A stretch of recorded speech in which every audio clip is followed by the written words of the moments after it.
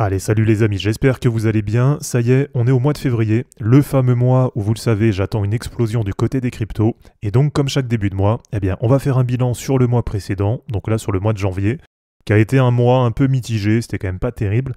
Et puis on va regarder les prévisions pour le mois de février. Donc déjà bien sûr avec ma prévision, et je vous donnerai aussi tous mes objectifs. Et puis on regardera du côté du monthly return, pour voir un petit peu par rapport à l'historique, à quoi on peut s'attendre normalement pour le mois de février. Et puis plus largement pour le premier trimestre 2025. Allez, comme d'habitude, avant de commencer, si c'est pas encore fait, pensez à vous abonner, à liker et à commenter dès maintenant cette vidéo, puisque ça vous le savez, c'est vraiment super important pour le référencement.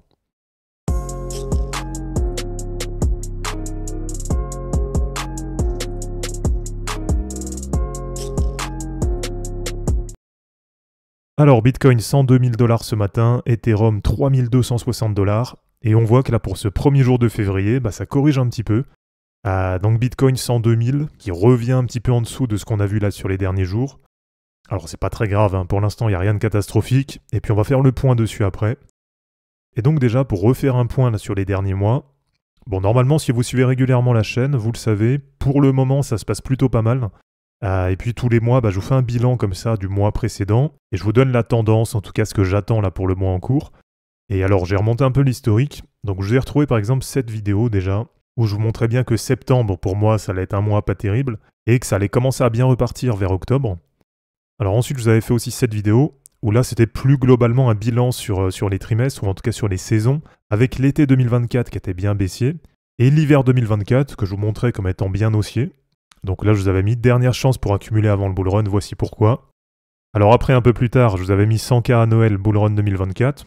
Bon, finalement, on le sait, ça s'est bien passé comme ça, et ça a même été plus rapide que ce que j'avais prévu, donc j'ai envie de dire tant mieux, hein, si ça peut continuer comme ça. Et alors après, je vous avais fait par exemple cette vidéo d'analyse pour le mois de novembre, où je vous avais mis, on y est, novembre, un mois décisif pour les cryptos, et novembre pour moi, c'était vraiment, souvenez-vous, le mois que j'attendais pour l'explosion des cryptos, et un peu comme j'attends maintenant février, comme le nouveau mois pour la nouvelle explosion, et pourquoi pas la vague la plus dynamique et la plus parabolique qu'on aura là sur le cycle. Et puis le mois dernier, donc, je vous ai fait cette vidéo que j'avais appelée Patience, février s'annonce explosif, et je vous avais fait le top altcoin en zone d'accumulation. Donc là vous le voyez bien sur la miniature, j'attendais un mois de janvier plutôt baissier, en tout cas pas un mois de janvier très fameux, et finalement c'est un peu ce qu'on a eu là quand même. Et puis je me projetais toujours sur février, comme étant vous le savez, le mois que j'attends pour l'explosion sur le marché des cryptos. Donc franchement pour l'instant tout se passe à peu près comme prévu, et si on va du coup sur le Bitcoin Monthly Return et le Bitcoin Quarterly Return, donc là, on est sur les trimestres et en dessous, voilà, on a les mois sur Bitcoin, sur Ethereum. Donc déjà, pour commencer sur le Monthly Return, on a clôturé janvier sur Bitcoin à plus 9,29%. Et on voit que finalement, c'est un mois de janvier qui est meilleur que la moyenne, puisque là, on a une moyenne qui est à plus 3,8%, et on a un mois de janvier médian qui est à plus 0,6%. Bon, après, ce qu'il faut prendre en compte, c'est que comme généralement les bullruns, ils se terminent en fin d'année, donc comme on a des ATH vers novembre-décembre, regardez, très souvent, on a des mois de janvier qui sont pas fameux. Mais si on prend par exemple janvier 2021, donc qui était bien une année de bullrun, ou janvier 2017, qui était aussi une année de bullrun, on voit que ça correspond à peu près avec 2017 break-even, 0%, et 2021 plus 14,5%. Donc là, on est un peu entre les deux, ça correspond quand même plutôt pas mal. Et pour le bilan sur Ethereum, on termine le mois de janvier à moins 1,2%. Donc vous voyez, c'est pour ça que je vous dis que j'attendais pas un mois de janvier vraiment très intéressant, j'attendais pas que ça explose sur le mois de janvier. Avec un average qui est normalement à plus 20,6%, un mois de janvier médian à plus 31,9%. Et par exemple en 2021, on avait eu plus 78%, et en 2017, il y avait eu quasiment plus 32% sur Ethereum. Alors du côté des projections, donc là si on prend les mois de février moyens sur Ethereum, on a un average qui est à plus 15,2% et on a un médian qui est à plus 8,7%. Du côté de Bitcoin, là c'est un peu mieux, donc on voit que généralement le mois de février il est quand même meilleur, avec un average qui est à plus 14,4% et un mois de février médian qui est à plus 12,2%. On voit que régulièrement c'est quand même un bon mois. Il n'y a pas beaucoup d'années où on a des mois de février qui terminent baissier, et d'ailleurs sur l'historique il n'y en a eu que deux, 2014 et 2020. Et on voit que sinon, très souvent, c'est quand même des belles perfs. Et là, si on prend les années de bullrun, bon, déjà 2013, même si ça remonte à longtemps, il y avait moins d'historique, il y avait un marché beaucoup moins capitalisé, etc. Donc voilà, 2013, je le mets un peu de côté, c'est difficile de comparer. Mais en tout cas, à l'époque, il y avait eu plus 61,7% sur le mois de février. En 2017, plus 23%. Donc là, c'est vraiment pas mal. En 2021, c'est encore mieux, plus 36,7%. Et donc là, pour ce mois de février 2025, on va regarder la prévision après, mais vous le savez, moi, j'attends que ça monte du côté de Bitcoin. Et les alts, généralement, il y a un mois de décalage, donc peut-être plus vers le mois de mars. Alors, si on passe en mensuel, si on fait déjà un bilan rapide là sur Bitcoin. Alors voilà, je vous enlève la prévision, comme ça on y voit plus clair. Donc on a une bougie sur janvier qui est quand même plutôt pas mal finalement, même si c'est pas non plus incroyable, d'accord? On n'est pas sur un mois comme on a eu au mois de novembre.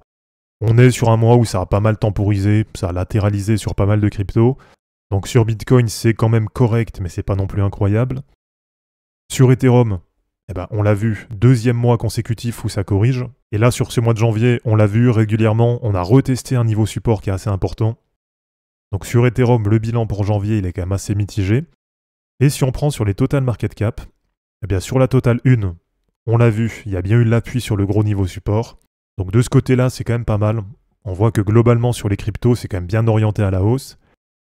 Et sur la totale 3, donc là sur les altcoins, on l'a vu sur le mois, on est venu tester l'ATH. Mais pour l'instant, ça passe pas. Donc on a toujours quand même cette résistance vers 1140, 1150 milliards. Donc ça va vraiment être notre gros niveau à surveiller là sur le mois. Et si je vous montre la BTC dominance, on l'a vu depuis le mois de novembre, ça a quand même bien corrigé. Donc moi, c'est pour ça que je continue de vous dire que de mon analyse, en tout cas moi ce que j'en pense, à mon avis ici on avait un point haut sur le mois de novembre. Et là derrière, même si ça prend du temps, mais ça ne peut que corriger. Et je considère qu'on est rentré dans la phase de all season. Mais là pour l'instant, on voit qu'il n'y a pas de réintégration. Et on voit que plusieurs fois ça a tenté de réintégrer. Mais à chaque fois ça a été rejeté. Donc pour l'instant, moi je confirme bien que ce mouvement baissier sur la BTC dominance, il est bien en cours. Et donc comme premier objectif, qui j'espère arrivera le plus vite possible, j'ai toujours ce premier niveau qui va être aux alentours des 51% sur la BTC dominance. Allez, si on passe sur la prévision, cette fois-ci je vous la remets en hebdo, donc je vais vous donner tous les niveaux là qui m'intéressent sur Bitcoin. Bon, déjà au niveau de la prévision, vous le voyez, elle est quand même plutôt bonne. Bien sûr, ça va pas se passer exactement comme noté sur la prévision, mais on voit quand même que c'est plutôt pas mal, on voit que le schéma il est assez bien respecté. Et donc actuellement, sur Bitcoin, on est toujours coincé sous le gros niveau que j'avais noté, autour des 102 800 $. Donc qui était, rappelez-vous, un point haut que j'attendais à peu près vers fin décembre, début janvier. Donc à peu près 103 000 $. Moi j'attendais vraiment ça comme niveau de top. Et derrière, je pensais qu'on allait au bout d'un moment redescendre à peu près à 83 000.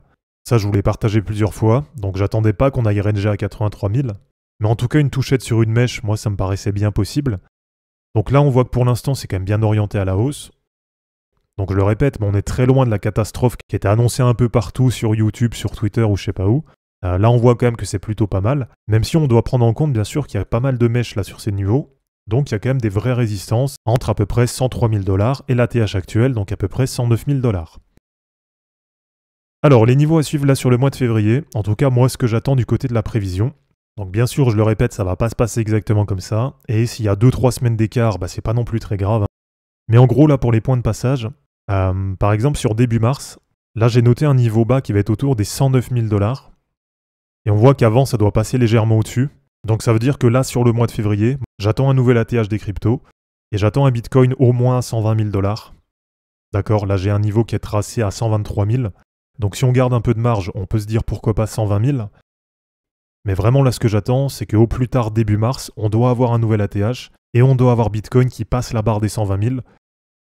Et donc si c'est pas le cas, si finalement par exemple, pendant tout ce mois de février, on reste un peu enfermé là-dessous, entre 90 000 et 105 000, donc comme je vous dis, c'est pas grave non plus, ce sera pas une catastrophe, mais sûrement que dans ce cas-là, il faudra revoir le plan qui était défini. Bon, en tout cas pour l'instant, pour moi c'est toujours valide. Donc on va dire un objectif sur février, ça va être de passer autour des 120 000 $. Alors je vous ai donné plusieurs fois comme target à peu près la première quinzaine de février pour aller breaker l'ATH. Donc si on passe bien les 110 000 $ sur la première quinzaine de février, c'est bien. Mais en tout cas pour moi, il faut que sur février, on rentre dans cette zone et qu'on aille chercher, comme je vous dis, un premier objectif qui va être autour des 120 000 $. Alors pour la suite, vous le voyez, moi ce que j'attends, c'est vraiment qu'après ça explose là sur le marché. Donc avec un enchaînement de bougies vertes. Et là, ce qui est prévu sur la prévision, c'est qu'on aille trouver un top donc sur une période élargie entre fin mars 2025 et à peu près fin mai 2025. Donc voilà pour les objectifs du côté de Bitcoin. Et là pour l'instant je vais vous donner que cet objectif là, donc je ne vais pas vous donner d'objectif sur Ethereum, puisque bien sûr, si Bitcoin ne monte pas du tout, ça va être compliqué de voir les altcoins monter. Mais si on fait juste un point là sur la Total 3, donc aujourd'hui 1020 milliards de dollars, et je vous rappelle que le prochain objectif, en tout cas pour moi qui sera un niveau intéressant à surveiller, et pourquoi pas un niveau sur lequel je prendrai quand même des profits sur pas mal de cryptos, peu importe où on se situe sur chacune d'entre elles, eh bien ce sera quand on atteindra 2300 milliards sur la Total 3. Et donc là sur les altcoins, sur la Total 3, je pense qu'assez rapidement, si ça vient à partir à la hausse, on peut aller viser au moins 1 x 2 sur la majeure partie des altcoins. Donc c'est terminé pour cette vidéo, j'espère en tout cas que ça vous aura plu. N'hésitez pas à l'aimer, à la commenter et à vous abonner pour en suivre d'autres. Je vous rappelle que dans la description de cette vidéo, vous allez retrouver tous les liens utiles et les liens pour me soutenir. Et je vous dis à bientôt pour une prochaine vidéo. Ciao!